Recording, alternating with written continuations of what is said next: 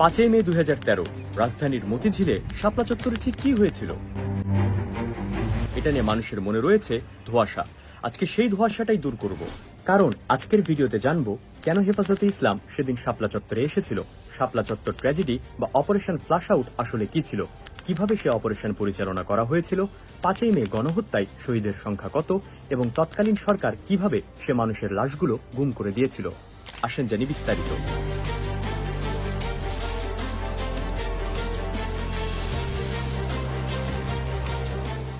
এই সম্পূর্ণ ঘটনা বোঝার জন্য আপনাকে কয়েক বছর আগে যেতে হবে। 2009 সালে নির্বাচনে জয়লাভ করে আওয়ামী লীগ সরকার 1971 সালের যুদ্ধাপরাধীদের বিচার কাজ শুরু করে এবং আন্তর্জাতিক ট্রাইব্যুনালে চলতে থাকে বিচার। তৎকালীন জামায়াত ইসলামের সেক্রেটারি জেনারেল আব্দুল কাদের মোল্লা দোষী সাব্যস্ত হলে তাকে যাবজ্জীবন কারাদণ্ড দেওয়া হয়।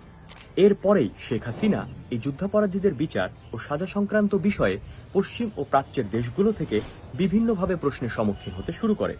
তার এই যুদ্ধাপরাধীদের বিচার যে ব্যক্তিগত কোনো রাজনৈতিক প্রতিহিংসা নয়, বরং এটা সারা দেশের মানুষের দাবি, এটা সারা বিশ্বকে বোঝানোর জন্য তৈরি করা হয় গণজাগরণ মঞ্চ। আর এই সম্পূর্ণ ঘটনা শুরু হয়েছিল 5 ফেব্রুয়ারি 2013 সালের সেই শাহবাগ চত্বর থেকেই, যেখান থেকে ছাত্ররা যাবজ্জীবন নয় বরং ফাঁসির দাবিতে আন্দোলন শুরু করে। শুধু কাদের মোল্লা না, সে সময় বিচারাধীন থাকা গোলাম আজম, মতিউর রহমান নিজামী, সালাউদ্দিন কাদের চৌধুরী, মৌলানা দেলাওয়ার হোসেন সাইদি সহ বাকি অভিযুক্তদেরও ফাঁসির দাবি উঠে সেই মঞ্চে। আপনার জানার কথা, সাধারণত কোথাও আন্দোলন বা গণজমায়েত হলে সরকার সবসময় আইন শৃঙ্খলা বাহিনী পাঠায় সেটাকে নিয়ন্ত্রণে আনার জন্য, যেন সাধারণ জনগণের জীবন সর্বদা গতিময় থাকে।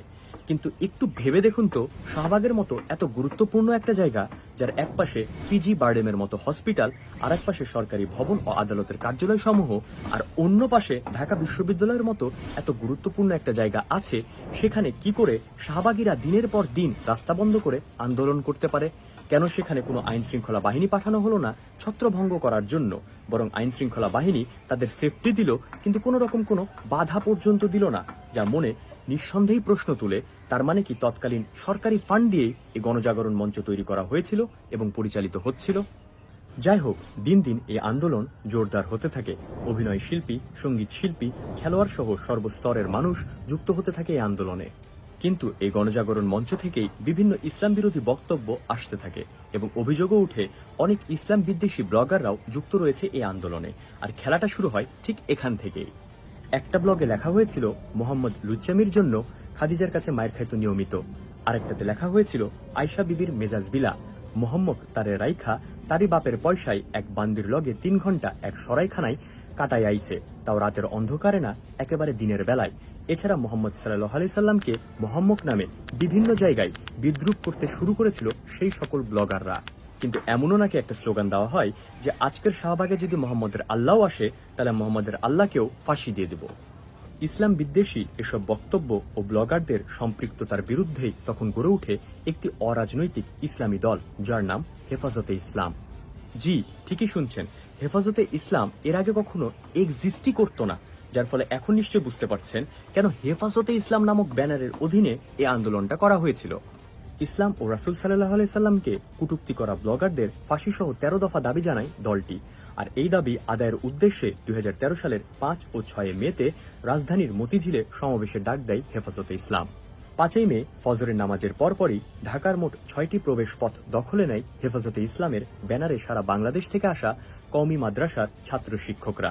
বেলা বাড়ার সাথে সাথে হেফাজতের নেতাকর্মীরা শাপলা চত্বরের দিকে আসতে শুরু করে। বিবিসির একটা প্রতিবেদন থেকে জানা যায়, শাপলা চত্বরে তারা সমাবেশ করার জন্য দফায় দফায় পুলিশের অনুমতি চেয়েছিল, কিন্তু পুলিশ শুধু মোনাজাত করে সমাবেশ শেষ করে দেওয়ার অনুমতি দিয়েছিল। কিন্তু নেতাকর্মীরা মিছিল নিয়ে আসতে থাকলে বঙ্গবন্ধু এভিনিউ, পল্টন, বাইতুল মোকাররমের গেটে আওয়ামী লীগ ও যুবলীগের কর্মীদের সাথে সংঘর্ষ হয় হেফাজত কর্মীদের। পরবর্তীতে পুলিশ অনুমতি দিলেও ততক্ষণে পরিস্থিতি একেবারে নিয়ন্ত্রণের বাইরে চলে যায়।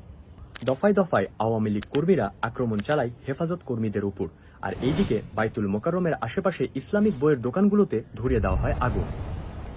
তৎকালীন আওয়ামী লীগের সাধারণ সম্পাদক, স্থানীয় সরকার মন্ত্রী সৈয়দ আশরাফুল ইসলাম দুপুরে একটি সংবাদ সম্মেলনে জানিয়েছিলেন, হেফাজতের নেতাকর্মীদের সন্ধ্যা পর্যন্ত আলটিমেটাম দিলাম। তিনি বলেছিলেন, সন্ধ্যার মধ্যে শান্তিপূর্ণভাবে মতিঝিল এলাকা ত্যাগ না করলে তাদের শায়েস্তা করা হবে। জবাবে হেফাজতের নেতারা এই আলটিমেটাম বয়কট করে শাপলা চত্বরে অবস্থানের সিদ্ধান্ত নেন। সরকারের পক্ষ থেকে সিদ্ধান্ত নেওয়া হয়েছে রাতের মধ্যেই শাপলা চত্বর থেকে হেফাজতের নেতাকর্মীদের সরিয়ে দেওয়া হবে। তাই পুলিশ ও র্যাবের কয়েক হাজার সদস্যদের নিয়ে আসা হয় সমাবেশের আশেপাশের স্থানে। বিবিসির প্রতিবেদনে বলা হয়, রাত ৩টার দিকে দৈনিক বাংলা মোড়, দিলকুশা এবং নটরডেম কলেজের সামনে থেকে শুরু হয় অভিযান। সে সময় অধিকাংশ নেতাকর্মী ঘুমিয়েছিলেন, কেউ জিকির ও নামাজরত ছিলেন। রাতে মতিঝিল ও শাপলা চত্বর এলাকার সড়কবাতি বন্ধ করে শুরু হয় ত্রিমুখী অভিযান। সরকারের আদেশে বৃষ্টির মতো গুলি ছুটতে থাকে আইন শৃঙ্খলা রক্ষাকারী বাহিনী। গুলির সাথে ছিল টিয়ার গ্যাস ও সাউন্ড গ্রেনেড। সে সময় দৈনিক যুগান্তরের ছাপানো একটি পত্রিকায় বলা হয়, ১.৫ লক্ষাধিক গোলাবারুদ ব্যবহার করা হয়েছিল সেই অপারেশনে। একই শিরোনামের নিচে তাকালে দেখতে পাবেন, হেফাজত দমনে সরাসরি অংশ নেয় ৭,৫৮৮ সদস্য, যারা অপারেশন পরিচালনা করার জন্য স্পেশালি ট্রেন ছিল।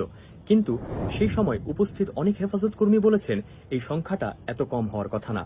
অন্তত ৫০,০০০ প্রশাসনিক ফোর্স তাদেরকে চারপাশ দিয়ে ঘিরে রেখেছিল এবং অনেকেই দাবি করেছে যে র্যাব এবং বিজিবি এর পোশাকে মিশেছিল ভারতীয় র এবং বিএসএফ। যাই হোক, প্রচণ্ড গোলাগুলিতে দিক বেদিক শূন্য হয়ে ছুটতে থাকেন হেফাজত কর্মীরা। অভিযান শুরুর ১০ মিনিটের মধ্যে আইন শৃঙ্খলা বাহিনী পৌঁছে যান শাপলা চত্বরে।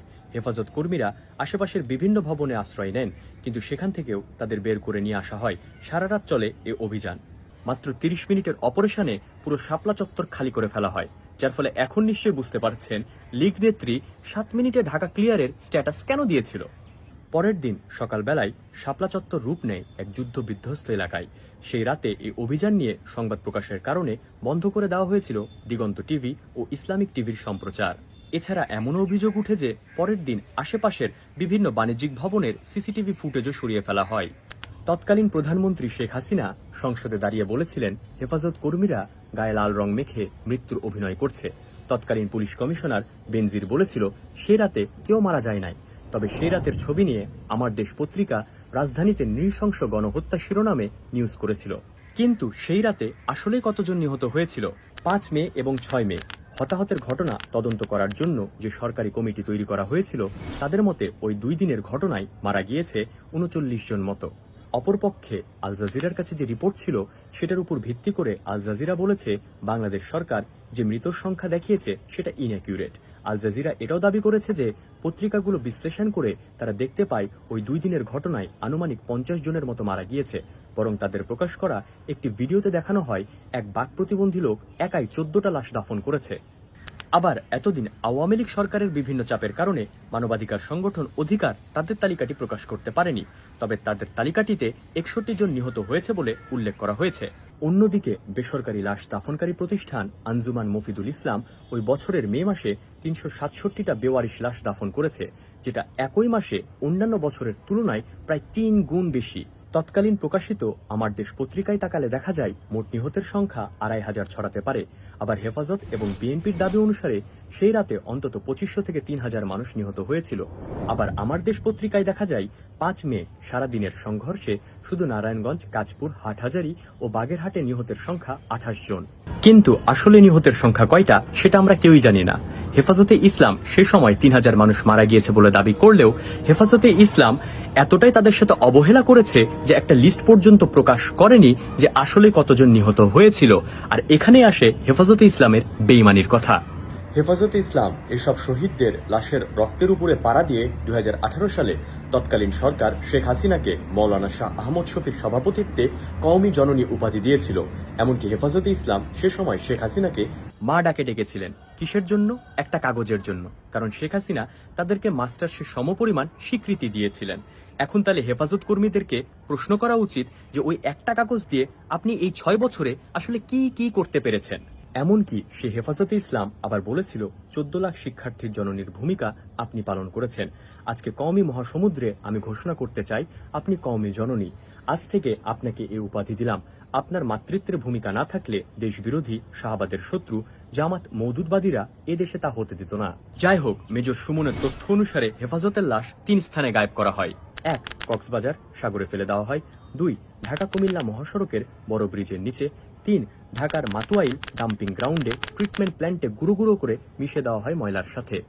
এত বিষয় জানার পরে এখন কি আপনার মনে হচ্ছে না কেন এই বিষয়টা নিয়ে সর্বত্র সে সময় আলোচনা হলো না? উত্তরটা আমি করছি। আলোচনা না হওয়ার মূল কারণই হচ্ছে সেই দিন যতগুলো মানুষ নিহত হয়েছিল তাদের বেশিরভাগই ছিল মাদ্রাসা এবং এতিমখানার শিক্ষার্থীরা, যাদেরকে নিয়ে আপনারা মাথা ঘামানো মানে সময় নষ্ট করা মনে করেন। এই জন্য আপনারা কখনো আলোচনা করেননি।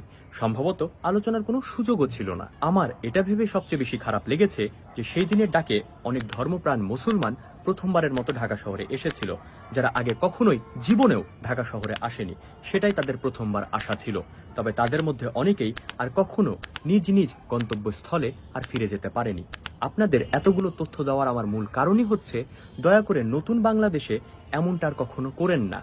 নিজেদের মধ্যে ভ্রাতৃত্ববোধ করে তুলুন, স্বদেশপ্রেমী হয়ে উঠুন, একে অপরকে ভালোবাসুন, পড়াশোনা করুন, শিক্ষিত হন, শিক্ষার মর্ম বুঝুন, মানুষকে ভালোবাসুন, আর দয়া করে সব রকমের ধান্দাবাজি বাদ দিন।